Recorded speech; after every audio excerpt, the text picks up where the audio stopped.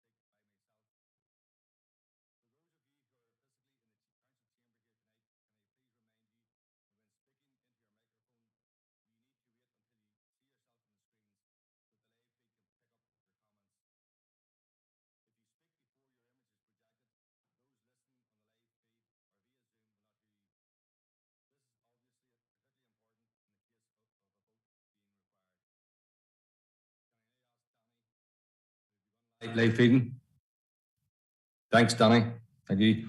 Okay, members, apologies. We have no apologies at present. So we'll move on to agenda item 2 and declarations of interest. We'll take those as we go along the meeting. So agenda item number 3 is a presentation from Ulster University Economic Policy Centre, and we have Dr. Owen McGuinness. Welcome, Owen. Can you hear us?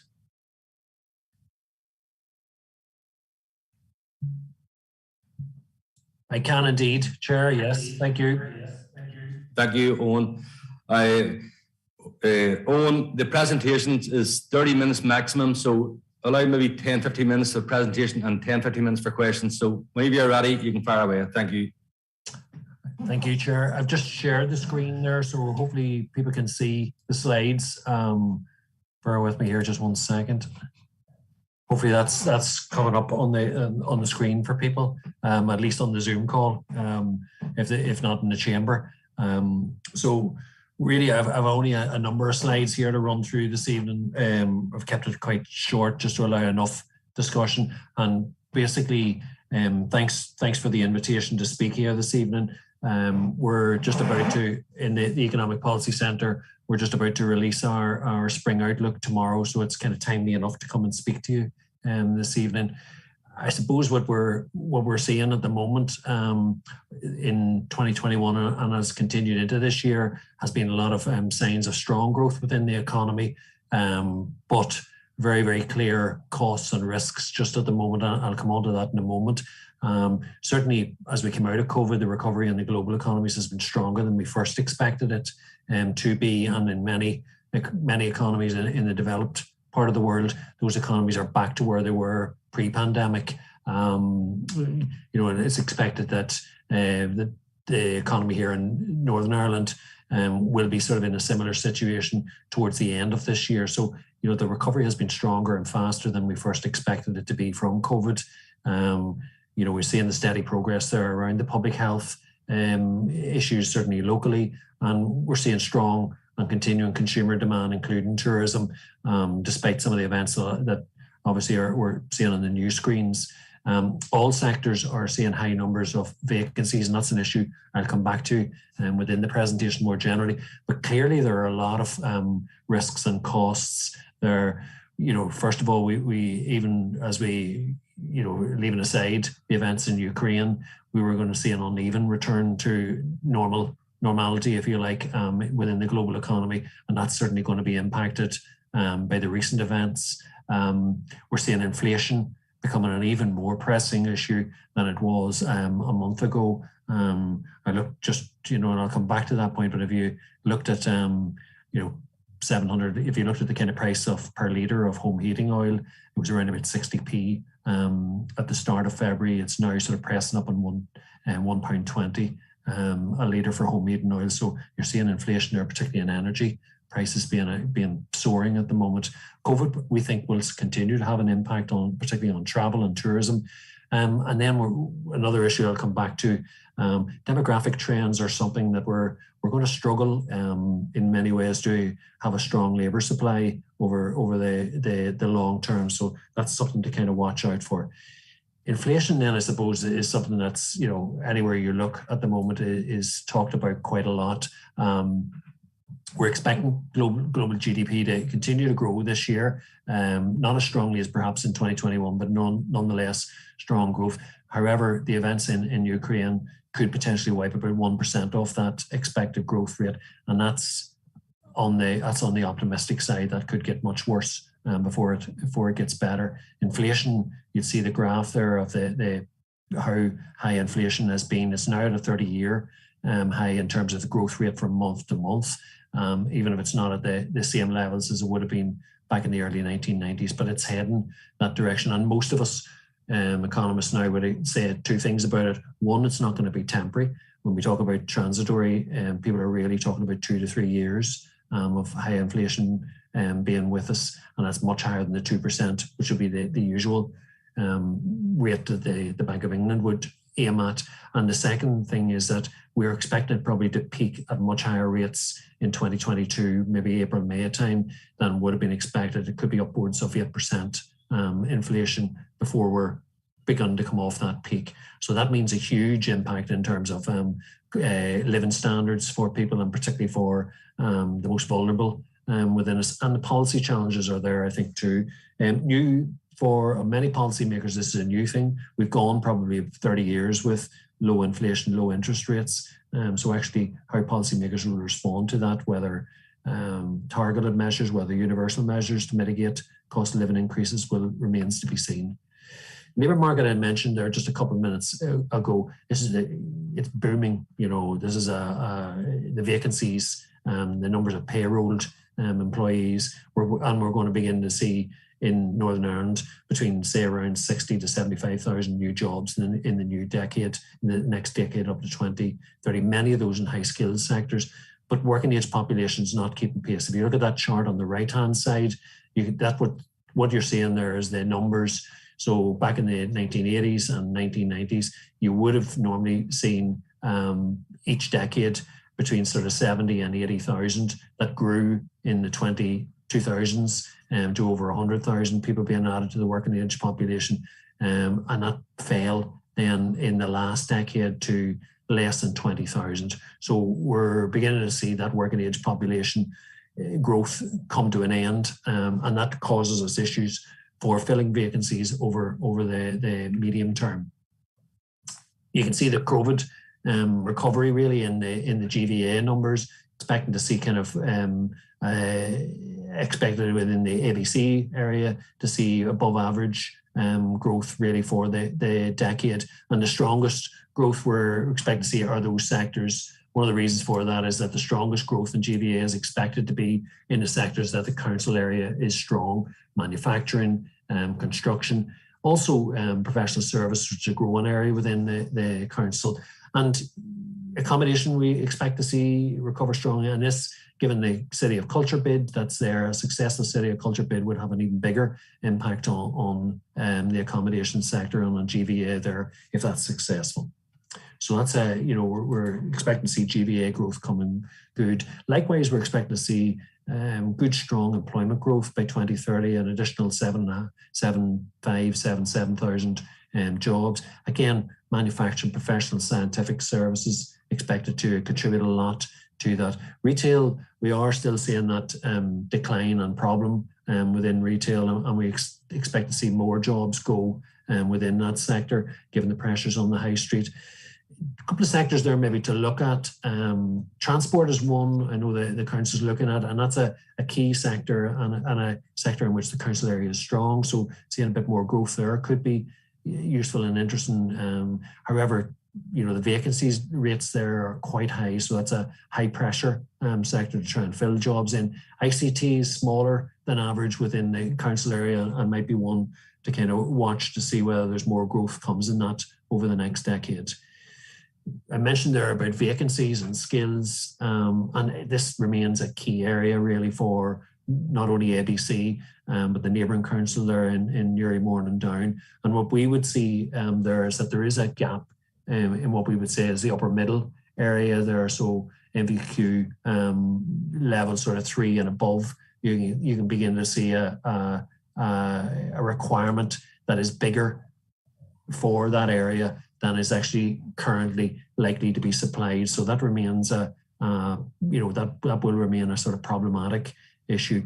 I think, to my own mind on this, is the FE offering is critical to this. I mean, we tend to concentrate on, speaking from a university background, much of the concentration tends to be on higher education, but I think FE has a big role to play here.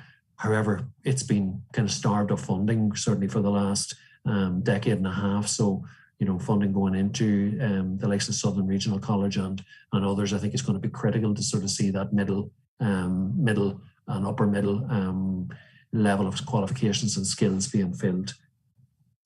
Finally, another area maybe at the other end in terms of kind of qualifications, and that is in terms of actually bringing people back into the labour market. Economic inactivity remains a key challenge, and one of the things we we are seeing here, which might be a straw in the wind, remote working has been an important way of actually increasing the levels of female participation. Women caring in the home tend to be one area of economic inactivity, but also, interestingly enough, an area where people would like to work more hours if it's possible for them to do so. So remote working may be there may be a spin-off from that in terms of economic inactivity. But however, the critical groups really remain those with sort of health conditions of various kinds, physical and mental health conditions, and trying to have the supports there to get people with those conditions back closer to the labour market, I think is an important one. The labour market partnerships, the local labour market partnerships, I think could be a key lever in that. Just finally then, in terms of considerations, I'll kind of happily take questions then.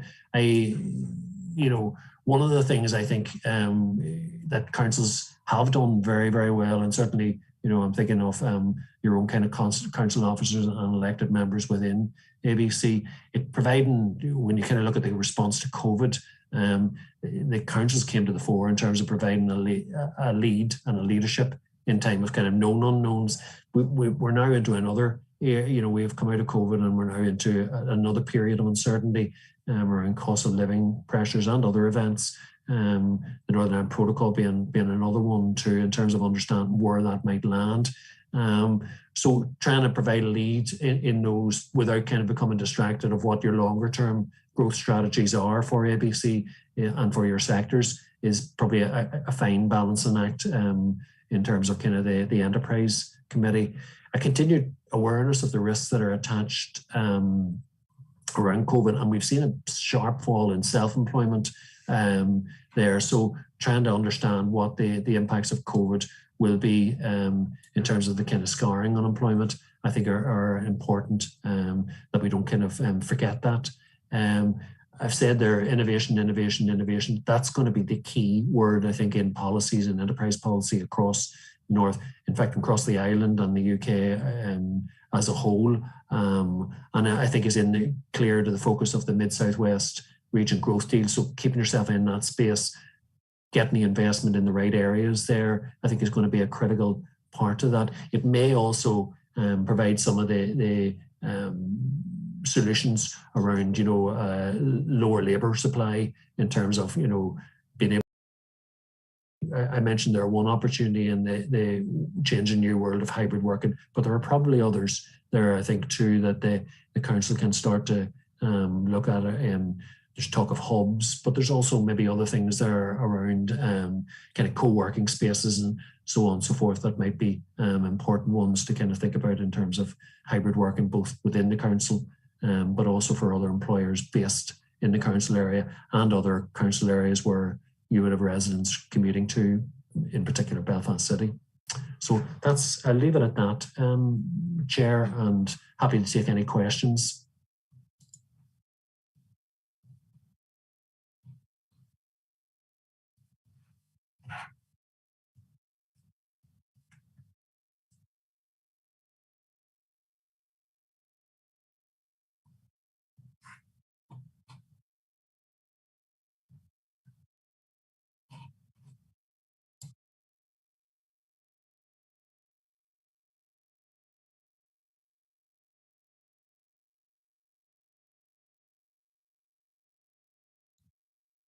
Those on Zoom, can you hear me?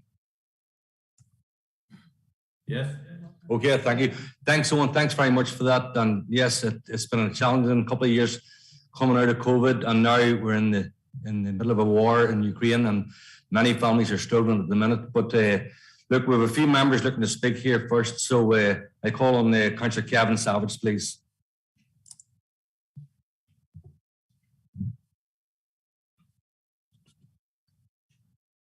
Thank you very much, Chair, and Owen. Thank you very much for your presentation. Well, you touched on inflation and you stated it's going to be a pressing issue into 2023. In terms of workers who are already squeezed, what impact do you think that will have on wages? We're fairly used to a period of what was called wage restraint, and then between like 2010 and 2020 as such. And do you think that there will be a demand from workers for wages to actually match what inflation is currently? Thank you, Chair.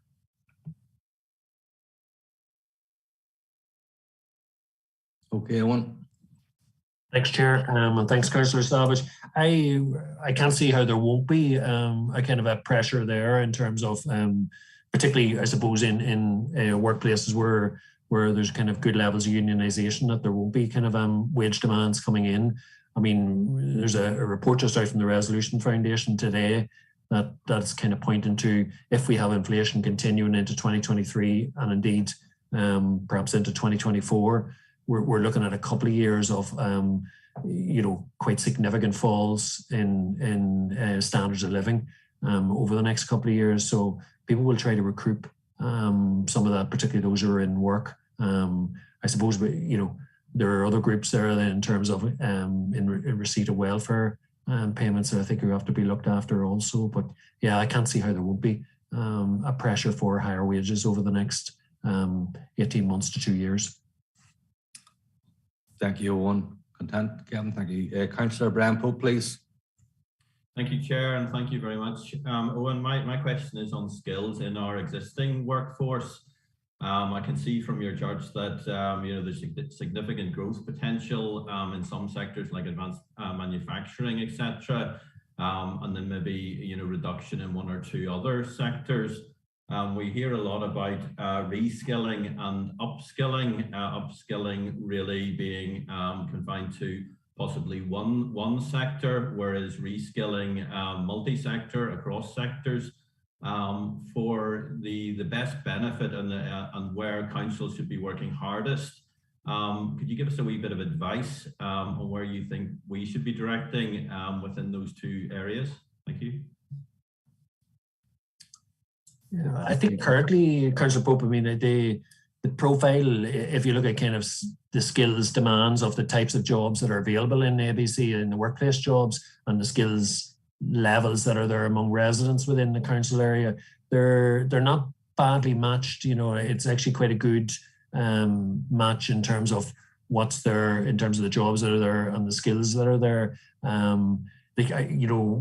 What I was showing there is that in the future, there will be, if we were kind of continue to perform at the same level we're at, there will be issues there around the kind of the people coming out and people entering the workforce and the skills that are needed by those kind of workplace jobs. So in answer to your question really around reskilling and upskilling, I suppose for many of us, we kind of tend to look at reskilling as something we do if there's pressure on our sector. So say there's pressure on our sector in construction or retail, is there something we can do to reskill to kind of move across sectors into other jobs or in other companies in the same sector we're in? That's a critical part in terms of for many of us in terms of what we would call the kind of the meeting the kind of current demand that's there for skills within the workforce. Upskilling probably, if I was to kind of think about it in the longer term, if you're trying to gear towards the economy that's coming down the line, the upskilling piece is probably the one that's more important. It's not to downplay reskilling, but I think upskilling is probably more important and it's more challenging. Councillor, our levels of investment in terms of in work training are very, very poor when we kind of compare across. We compare north to south, or we compare Northern Ireland to other UK regions, or indeed even the kind of UK to other European economies. So that's an area we really need to crack on and get right. But it is a challenging one. Small companies, particularly for economies that are, where the kind of dominant force there are small firms. Small firms fear upskilling staff, that staff then may move on to other jobs. So there's always that balancing act, I think, for small business owners kind of trying to work out what's the right thing to do there. And maybe that's where the interventions come in from, say, the Labour Market Partnership and others, is to look and see, is there some incentives there that could help small business owners come round to the idea of in-work training. But in-work training, I think, is critical. And I go back to the point I made there, the FE colleges are absolutely essential to that, the likes of skills academies and indeed other things that kind of upskill, having some of those skills academies that then provide that upskilling element to it, I think would be be essential. Thank you, Owen. Content, Brian? Absolutely. Very, very good advice. Thank you, Owen. Thank you. Yes, Owen, and you did mention the labour market partnership, and we've seen how successful that has been this last couple of weeks with the HDV initiative run through the council. So, and suppose small wins like that there would be excellent for the economy, local economy. And suppose as someone who works in construction and the shortage of tradesmen at the minute, it's something we could look at maybe going forward. So, any thoughts on that, Owen? Thanks. Yeah, construction's always, construction is always a sector that seems to me to struggle to kind of get staff, and it's not necessarily in every part of it, in every trade within it, but in some places more than others. I think they're also, I think Newry and Mourne are looking at this piece, and it might be something that would be worth kind of talking to the colleagues down there, both yourselves in ABC and in my council area here in Newry and Mourne. It's an area where construction takes a bigger share of employment than it does, say, in other parts of the north. So I think it's an important sector, but a hard sector to continue to kind of attract staff into, and then probably also equally importantly retain staff. The lure of the kind of cross-border work is a key one there, to try and understand why there are difficulties kind of filling jobs in terms of the wages that are on offer. But it's an important one. I would be of a mind that you sit down with some of the people within the industry, because it's not every trade has the same needs or has the same priority. There's probably some trades that have bigger pressures on them within construction than others. Thanks for that, Owen, and thank you. Members, we have no other speakers, so Owen, thanks very much for your presentation, and have a good evening, so thank you. Okay, members, moving on to agenda item 4, and with Olga. Olga.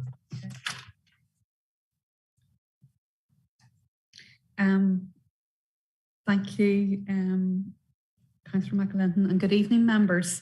Members will be aware that the agricultural sector contributes 376 million to our local economy, and it's made up of over 3,400 farms.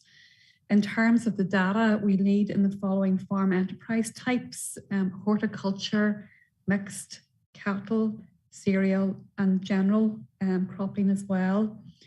We're the first local authority to develop an agricultural strategy, and this will be formally launched tomorrow. There are a number of strategic policy pieces that are currently coming into operation. There's the Peter Kendall Independent Review of the Northern Ireland Agri-Food Sector, the Daira Food Strategy Framework, the 10X Economy Plan, and the Green Growth Strategy as well. And the work that our council is doing is actually referenced in the Sir Peter Kendall Review, so we're highlighted in this particular strategic policy document. The highlights of that report indicate the importance of data, that the need to create a diamond model for green growth, the need for a sustainability body to support the sector, ambitions around net zero, helping businesses look at their environmental scorecard, to boost investment for businesses, the trading arrangements and supporting export, skills and labour, helping businesses to innovate, looking at the overall policy around agriculture, and about supporting talent and entrepreneurship as well. A draft response to the independent review highlights that councils will have an important role in supporting local agri-food development and the sector moving forward, and additional inputs and contributions are invited to the response. So the recommendation for members is that members agree the draft response to the independent strategic review of the Northern Ireland Agri-Food Sector. Thank you, Olga. Councillor Kyle Savage, please. Thank you, Chair. Happy, as no surprise, I'd be happy to propose this, to see it moving forward. And it's great to see that this council is the first council, indeed, in Northern Ireland If not, the United Kingdom is going to bring forward an agri-strategy policy.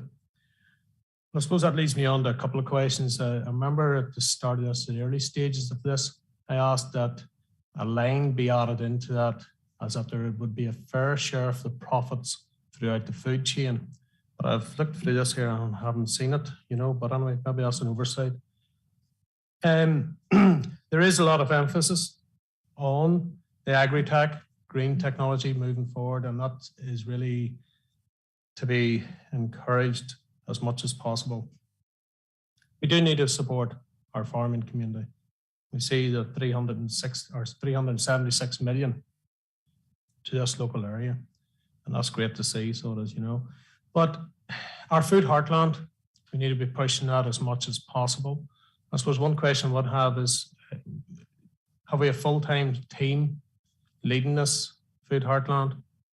Or is it part-time assistant that I think the job closes this Friday, I'm led to believe, for part-time assistants. So that sort of discourages me a wee bit. I would like to see a dedicated team put in place to drive this forward, to support our local farming community. They have been through a lot. And as I'm sure that we're all well aware of what's going on within the Ukraine, and we will see the food inflation later on this year. We've seen nothing yet. A lot of our product is imported from Ukraine, the grain, which supplies local processors here and all of that, and local bread companies. So we need to be supporting our local farmers. There'll come a day when you'll be on your knees begging the farmers to produce the food that we need. Instead of criticizing the farmers for blaming the farmers and everything that's wrong within our environment, we've got to be supporting them as much as possible and leading them forward and holding them up as a beacon for the industrial sector that we have here within this council area. So thank you, and happy to propose. And I suppose one, just in closing, we see the horticulture end of this here. Council have their part to play as well. You notice the motion that was passed unanimously by this council a couple of years ago, and yet our council still buys flowers out of Scotland. So what does that say to our local businesses within this area? We're here to support our local businesses, and council have to step up and man up to that responsibility. We have that social and environmental responsibility that we're often reminded of. So I'd like to see that happen as soon as possible. Thank you. Thank you, Kyle, and points well made. Olga, can you go back on that there? Thank you, Councillor Savage. And the strategy, sort of the overarching document, the most important part is the action plan, and that's the next stage of what we have to do. It makes it quite clear that as an organisation, we cannot duplicate the work that's going on by a number of other government departments and agencies, and we're working closely with them. Daira, CAFRE, Southern Regional College, AFBE, and then the farm organisations and networks that exist as well. Currently, there's a part-time resource for the Food Heartland, but the strategy indicates that additional resources are needed, and we have put in place a budget provision for the next financial year to supplement that. So we'll be bringing forward proposals in relation to enhancing that team. The importance as well about how do we support local, buy local and shop local, and those are all very important actions that we need to look at, and part of our procurement policy is in terms of how do we support more local support as well. So those points are certainly taken on board.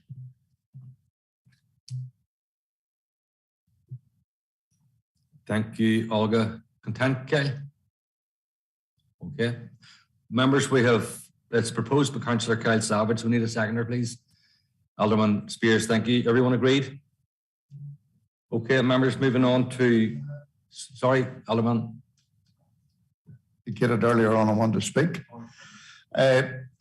First of all, may I thank the team for bringing forward this report. We have the launch tomorrow of the agri-food strategy, and I must say, I think I should maybe say something about my party colleague behind me. I think he was the first person to mention this within the council, and we now have the beginning of an era whereby we are directly attempting to influence the agri-food strategy. Reference has been made to the food heartland, and it's absolutely key and important to this area. And really, the situation in the world as a result of the war in Russia, Ukraine, has dramatically changed. I was speaking to a merchant today, and I think the price of barley and grain have almost up 50, 60 quid in a few days. So we are going to see a significant change in what is necessary to take forward this agri-food strategy. This is the first part that has happened in any council in Northern Ireland, has already been said. And I think it's not only is it the first, but it'll obviously be for us one whereby we have to revisit and have to update on a daily basis, but certainly very regularly, because the agri-food scene, the agricultural scene is changing worldwide. I was just reading in some of the press where the government and the farm unions in the south of Ireland are actually meeting to discuss the possibility of growing more grain, and just gives you some idea as to the challenges that we are all likely to face as a consequence of world events. But in any event, I certainly have pleasure in seconding the adoption of this report. And like others, it's the beginning of a story rather than the end of a story. It's the beginning, and it's one that we have to keep our on top of. There's just one set of figures in it. It refers to 3,431 farms contributing 376 million, providing employment to 7,495 people and support to the local agri-food business. Is that the exact figure, through you, Chair, to Olga, in terms of, it talks about support?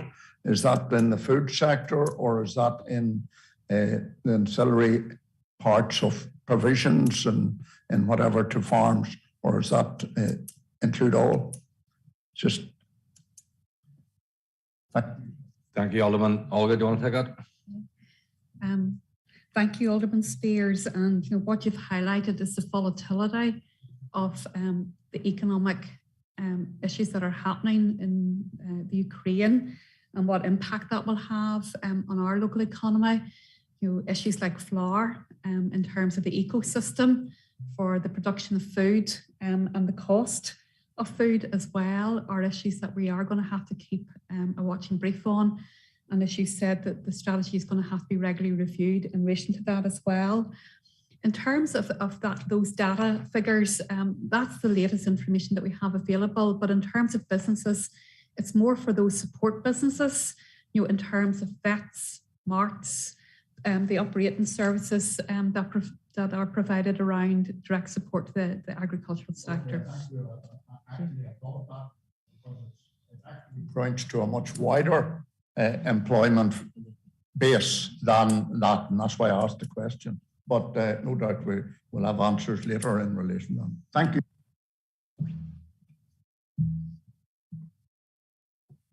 Thank you, Alderman, and thanks, Olga, for that update.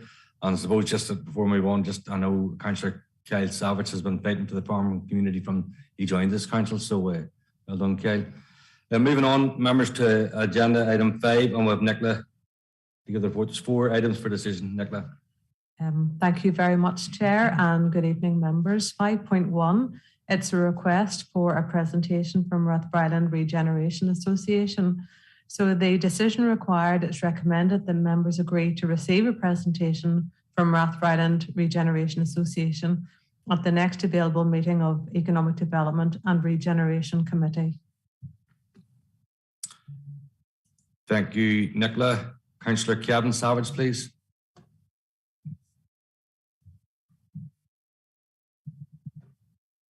Thank you very much, Chair. And Chair, I'm happy to propose we have the Rathrail Regeneration Association. And a few weeks ago, they had a very well-attended meeting in Rathrail, and they outlined their achievements to date on their plans going forward. And I suppose just in advance of that as well, I'd hope that the council would have some engagement with them about their plans going forward as well, Chair. So just happy to propose. Thank you, Kevin. Councillor Greenfield, please. Thank you, Chair, and happy to second that proposal. Thank you. Thank you, Councillor Greenfield. Councillor Pope. Thanks, Chair. No, it was just to support that. I was coming into the second, but I also was at the meeting and spoke to them about the potential, to present, to the committee. So very supportive of this. So thank you. Thank you, Brian. Okay, members, proposed and second by Councillor Savage and Councillor Greenfield. Everyone agreed? Okay, 5.2, Nicola. Thank you, Chair. Yes, 5.2 is Employability and Skills Update and ABC Labour Market Partnership Interim Action Plan 22-23. The decision required is recommended the members note the update on employability and skills interventions across the borough and support the Armagh, Banbridge and Craigavon Interim Labour Market Partnership Action Plan for 22-23 and the outlined approach to employability. Thank you, Nicola. Members, propose and seconder, please. Councillor Barry and Alderman Spears. Everyone agreed? Okay, thank you. Moving on to 5.3. Thank you, Chair. Yes, 5.3 is the consultation on the local government performance indicators and standards, Amendment Order Northern Ireland 2022. The decision required is recommended that members, number one, note the update on the consultation on the local government performance indicators and standards, Amendment Order Northern Ireland 2022. And number two, agree to the submission of a joint consultation response which provides a collective view on behalf of all 11 councils. Thank you, Nicola. Okay, members, we need a proposer and seconder, please. Proposed by Councillor Kyle Savage. Seconder, please. Councillor Barry. Okay, members, agreed? Agreed. Okay, Nicola, 5.4. Thank you, Chair. This item is the Daira Rural Business Development Grant Scheme 22-23. And the decision required is recommended that members agree to be part of the Rural Business Development Grant Scheme 22-23, delivered through an 11 council partnership. Thank you, Nicola. Alderman Spears, please. Chairman, I have pleasure in proposing that, but I just want to raise an issue. I had an email this afternoon from a chap who has a planning application in, and the planning application is under that scheme, and he has the planning application in for over a year. I think it's early 21, and he has to apply. The application process closes on the 1st of April 22, and yet in all, he has not as yet received planning approval. And I'm not perfectly sure whether one can submit an application prior to having valid planning approval. I just don't know the full criteria. I got this afternoon, and I have already forwarded on to Damien Mulligan in head of planning. And I would be interested in feedback. I can send it on to you as well, Nicola. I certainly feel that someone somewhere needs to get a move on. If in effect this chap he's building a house for 32,000 free range hens, and that's the nature of it. But in any event, I have no problem in proposing the report, and I'll send the email to Nicola, and hopefully she'll be able to put pressure on to have this resolved. Thank you. Thank you, Alderman, and I'm sure Nicola will be maybe speaking to you afterwards. Okay. Thank you, Chair. Thank you, Nicola. So proposed by Alderman Spears, Councillor Kyle Savage, please. Thank you, Chair. Happy to second it. And I suppose just to come in on the back of what Alderman Spears said there, I know in SOAR, any applications that were coming in, if they needed planning permission, that we had agreed there would be a streamlining of that within the planning. Perhaps applicants don't know that. But just, I suppose the only concern I have about this, and it's typical, which we have come across in different things within Daira in the past. So it is, and it's the period, the time lapse between the application period closing and the letter of offer going out, because that creates a lot of difficulties. I know we had been involved in a lot smaller scale grants within one of the support networks, and it always seems to cause a lot of issues. You know, by the time somebody gets a quote for a piece of equipment or whatever, and by the time they actually get round to buying it or getting it delivered or whatever, there's too much time has lapsed. A price will only hold for 30 days maximum, maybe even less now. So it is a wee bit that maybe perhaps needs raised with Daira to make them aware of it. I know we do it at our end, but we're at the low scale on that. So just, but happy to second it anyway. So there's money coming in. Thank you, Councillor Savage, and I'm sure Nicola will take those points and note them. Thank you. Councillor Nicholson, please. Yeah, thanks, Chair, and thanks, Nicola, for the report, and happy to support this, Chair. But I suppose my question is similar to what Councillor Savage has said. Obviously, we've discussed it earlier on the meeting, Chairman, of the rising of energy costs, and including that, we have to say construction costs. And obviously, the likes of these projects that have been referred to as part of this rural development grants, you know, how does Daira propose to sort of fund the shortfall that's inevitably going to happen when these letters of offer actually do, you know, hit the people's post boxes, and they can start to, as Councillor Savage says, start to order equipment, etc. Or if there's capital or something, construct or etc. So, do we have any sort of feedback from Daira, you know, if they are sort of going to stand over shortfalls and things in these types of applications, Chairman? Thank you. Thank you, Sam. Nicola? Chair, we do work very closely with Daira, and Daira are aware of the challenges of this programme and you know, the challenges that come with public money as well. And we work with Daira to secure extensions where their applicants in the past have had supply chain challenges. But I would suspect that this will be taken very much on a case-by-case basis as we go through the process, as we see what the reality is against what people maybe applied for in the first place and what the outputs are going to be. So I believe that Daira will take it on a case-by-case basis as we go through the programme. But we certainly want to reassure you that we have a very close working relationship with Daira, and they have been very helpful in the past whenever applicants have faced challenging deadlines for receipt of materials. Thank you, Nicola. Okay, Sam, content? Yeah, thanks, Chair. Okay, thank you.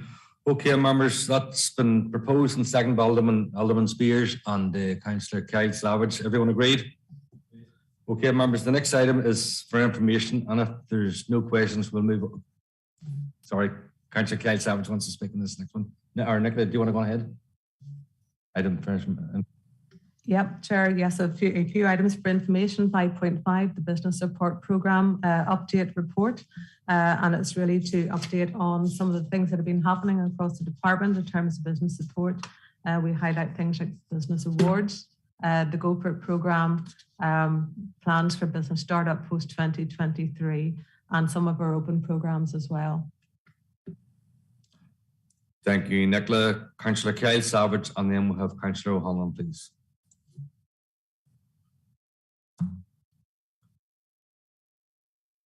Thank you, Chair. Just really want to comment on the business awards a couple of weeks ago and how successful they were. And congratulations to all the team for delivering that. It was a fantastic evening, and it's great seeing us getting back to some form of normality in the current climate. And as I suppose worth mentioning too, one of the companies that has stepped up to the mark over this last week, and that's Manfred, who have taken on board, and they're taking 4 load out to the Ukraine for this council, on behalf of this council. And it's great to see that the local businesses are stepping up to the mark, and indeed this council as well. If ever there's time you're proud to be a councillor this last few days, and seeing this council stepping up to the mark and delivering for the people, much needed within this, which is going to have an adverse effect right across the world. So I congratulate the team on that and everybody involved within, and I witnessed firsthand last week as senior director getting our sleeves rolled up and getting stuck in and packing boxes and all, and that is fantastic to see, and that's leading from the front. And indeed, there is a team of people out there from this council that are giving up their own time, and nothing is a problem to them. There's too many to name, but we'll maybe name them again at some later point. Thank you, Chair. Thank you, Kerry. And yes, and I'd like to be associated with those remarks as well. So thank you. Councillor O'Hanlon, please. Yeah, thank you, Chair, and also want to be associated with those comments, and indeed to commend the actions in the communities, right across, be it church or sport or community groups, the effort out there to get aid out to the Ukraine has been exceptional. Nicola, just in relation to, it's not in the report, it was in last month, but maybe if you can go back next month, and in relation to the jobs fairs, is it possible to get a detail on the number of exhibitors, the number of jobs advertised at those jobs fairs, and then the number of jobs posts actually filled?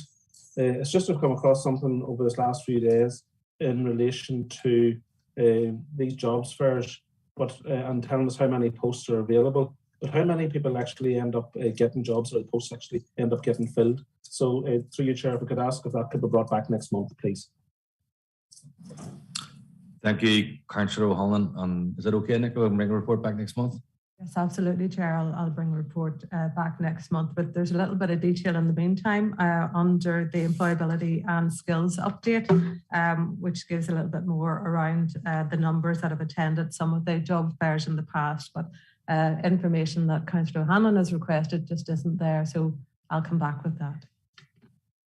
Okay, Nicola, thank you. Okay, Councillor O'Hanlon, content? Okay, members, moving on to agenda 6 on with Brian. Okay, Brian.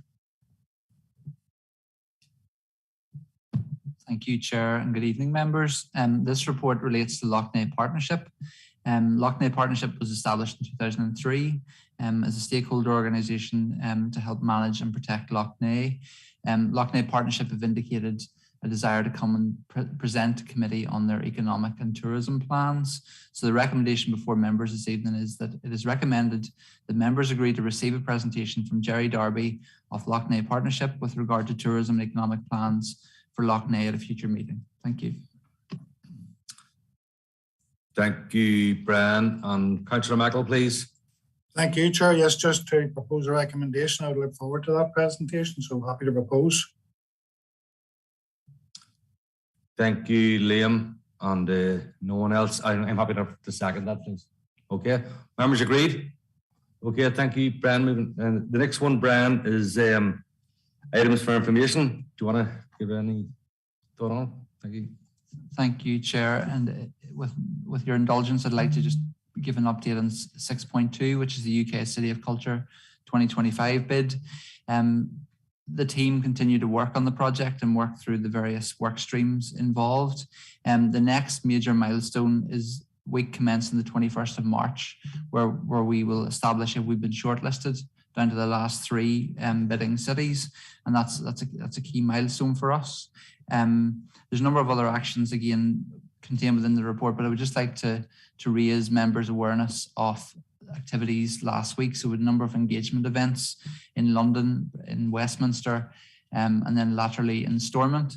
So with a number of events in London which were really well received, with good stakeholder feedback and good engagement, and with a very successful event in Westminster with a high turnout of MPs and politicians, and a good endorsement and support for the bid, which was very positive. And again, just to thank you members for endorsing that with your party colleagues. That was very well appreciated. And then on Thursday last, we had we had over 60 people in the Long Gallery in Stormont for a discussion, again in a bit more detail, including the panel discussion on the City of Culture bid and what was contained within that. And again, the aspirations that we have for ABC and how we'd like to see our place develop. So again, the feedback was good.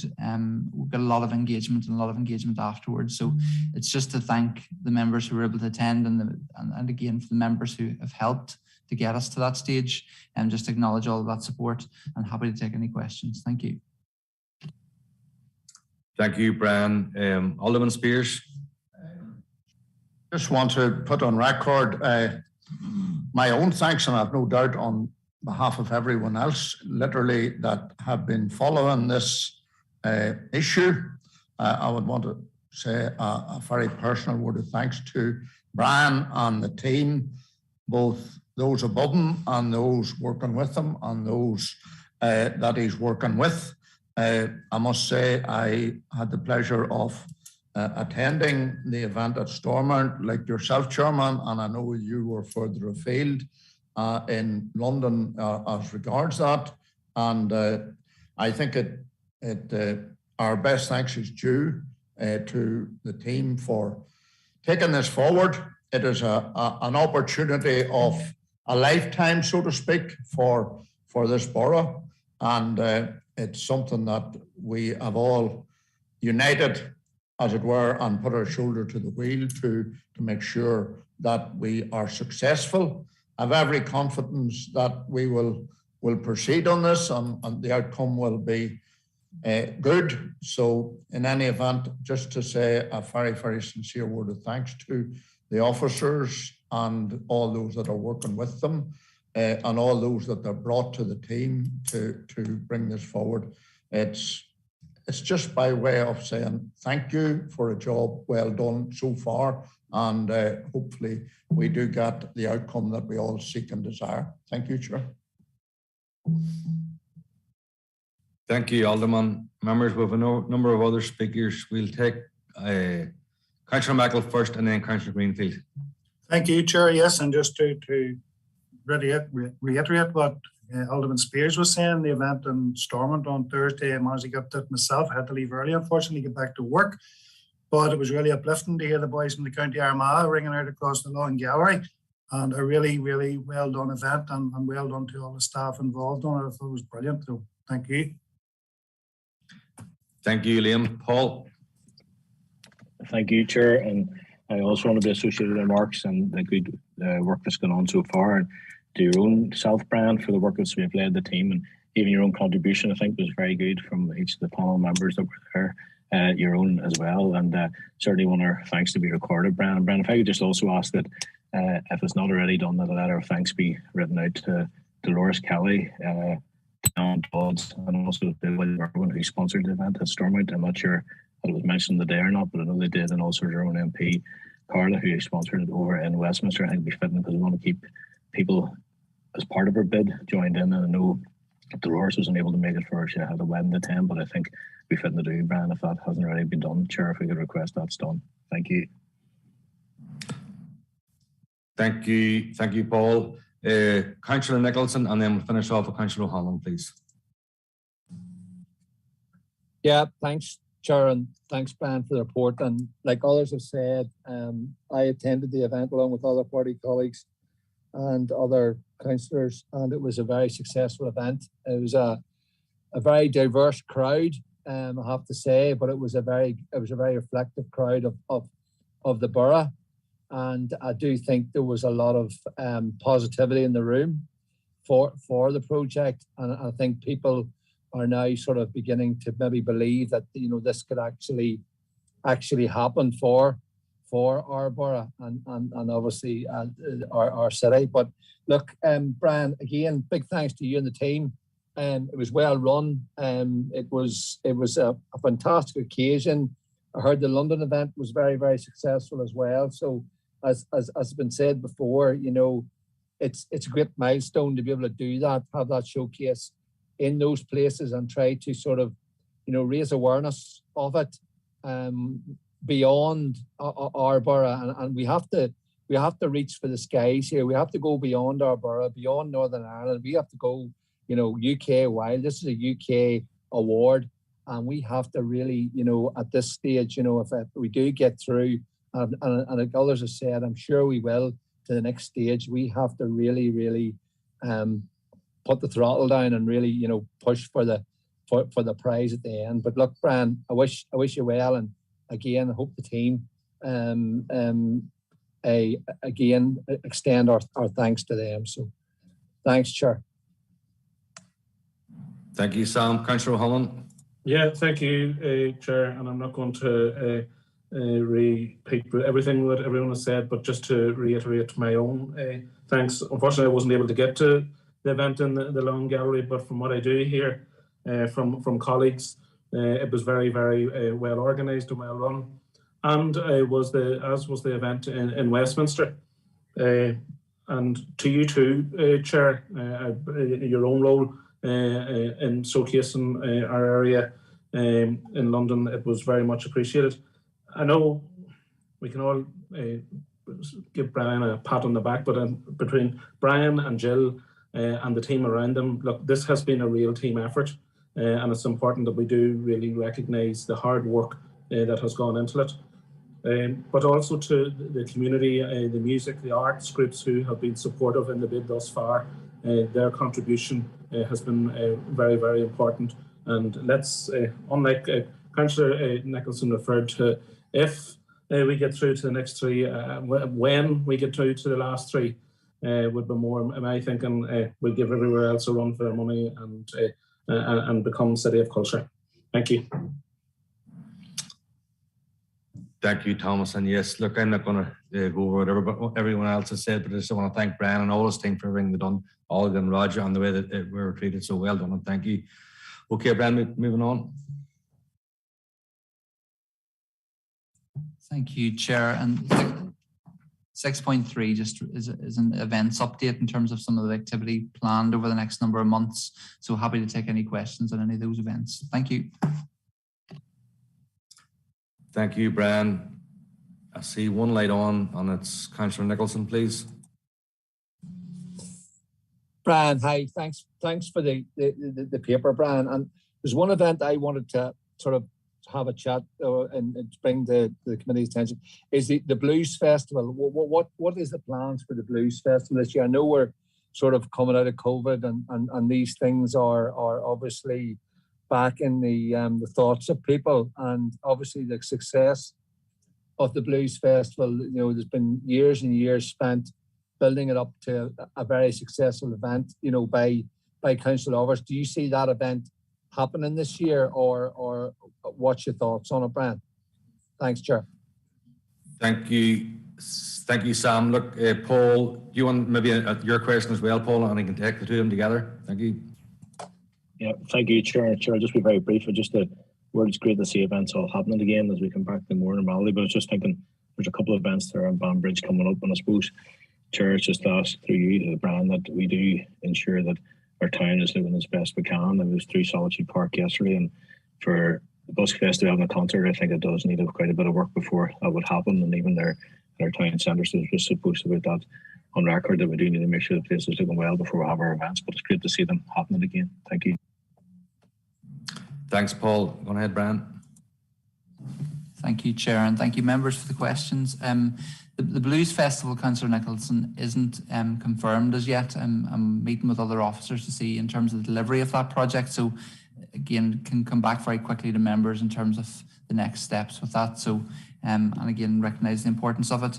And again, on Councillor Greenfield's point, there are a number, as you'll know, a number of enhancements being made in Banbridge at the moment. So we'll look at that.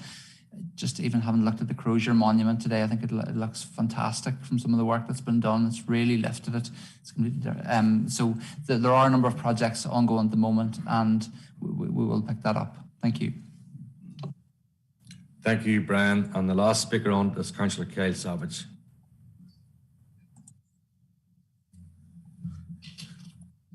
Thank you, Chair. Brand, good to see these events all taking place, getting back up and going again. And right across the borough, but I see you've missed the Lagan River again, but perhaps someday we'll get you out to Lagan River, we'll draw you a map and let you know where it is. So we'll look forward to get you out to the forgotten area, so you could possibly run some events out in our area. But congratulations anyway on what you're doing. Thank you. Thank you, Kyle. And maybe if he doesn't come out, you can maybe throw him into the river. Okay, thanks, Brian. Thanks, Brian, for that report. Okay, members, we need a proposer and secretary to go into committee for consideration of confidential business. Councillor Barry and Alderman Spears, thank you.